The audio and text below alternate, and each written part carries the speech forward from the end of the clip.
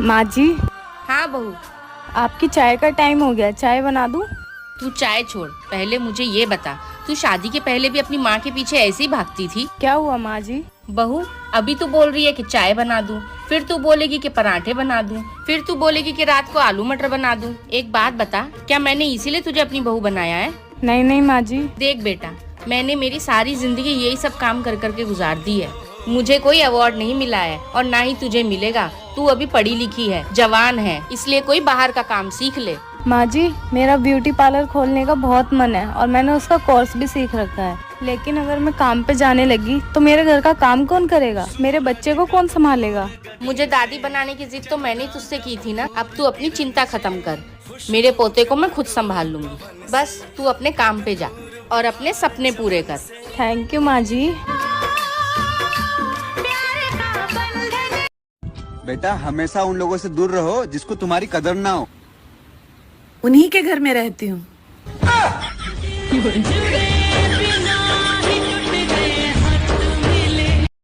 लीजिए माँ जी, आपके लिए चाय।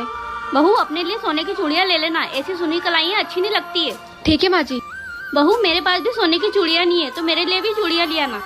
ठीक है। हेलो सुनार अंकल, मुझे एक सोने की चूड़ी का ऑर्डर देना था। कितने की पड़ जाएगी?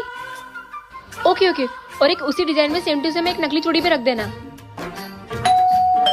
लगता है चूड़ियाँ आ गई।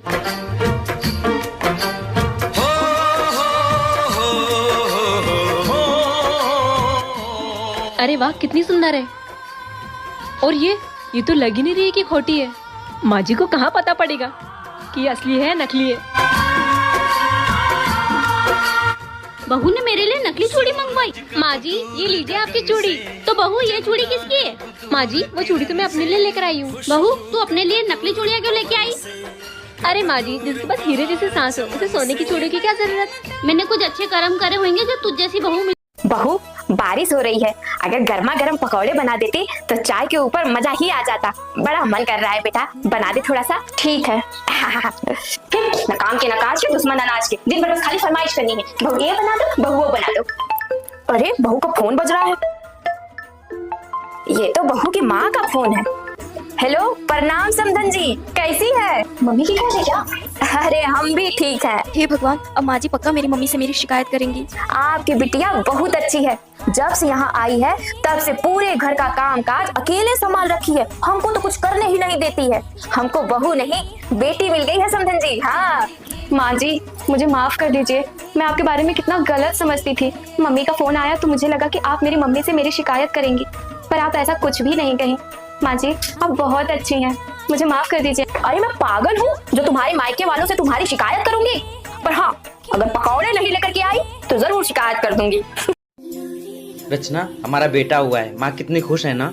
हाँ लकी जी, बस जेठानी जी का भी बच्चा हो जाता तो हमारा परिवार पूरा हो जाता। देवर जी, ये रिपोर्ट रख दीजिए संभाल कर, मैं थोड़ा रेस्ट कर लेती हूँ। जी भाभी जी। माँ, ये लो मिठाई खाओ, पड़ोस वाली को लड़का हुआ है। ठीक है बेटा, फ्रिज में रख दिया। अब मैं भी बहुत जल्द उनको मिठाई खिलाने वाली हूँ क्योंकि मेरी बहू को पोता होने वाला है। भाभी, मैं चाहती हूँ ना आपके गुड़िया से लड़की होए और इस घर में लक्ष्मी आए। मैं भी चाहती हूँ कि हमारी छोटी सी एक लड़की हो, फिर देवरानी जी का लड़का और मेरी लड़की दोनों मिलकर बहुत खेलेंगे। बहू और सिपाली, तुम दोनों ये क्या बात कर रहे हो? लड़कियां घर की लक्ष्मी नहीं, बोझ होती है। माँ जी, आप ये कैसी बात कर रही है? आप ये मत भूलिए कि आपने भी एक लड़की को जन्म दिया है। और हाँ माँ जी, मैं बेटा बेटे में फर्क नहीं करती, मुझे तो बस बेटी ही चाहिए। माँ, अगर आपको लड़की से दिक्कत है तो मैं भी तो एक लड़की हूँ, मुझे क्यों नहीं मार के पैदा होते? कान खोल कर सुन लो, मुझे कुछ नहीं पता। लड़का होना चाहिए, मतलब लड़का होना चाहिए।